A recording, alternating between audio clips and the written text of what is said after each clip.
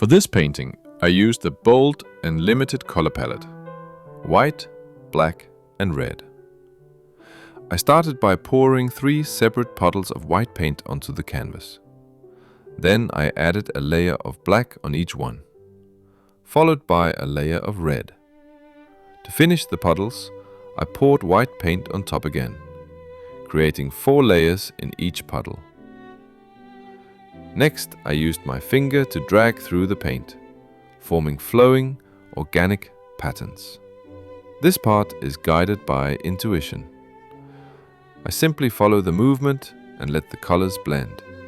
Finally, I gently tilted the canvas to stretch the paint and complete the composition. The result is a striking abstract piece with bold contrasts and dynamic motion. The canvas size is just 20 by 40 centimeters.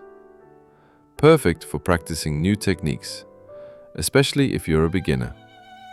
Later in this video, I'll show you another painting using the same layering method, but on a black canvas with a bright green color and a small ball instead of my finger to create the pattern. If you feel inspired, please like the video and subscribe. There's much more pouring fun to come.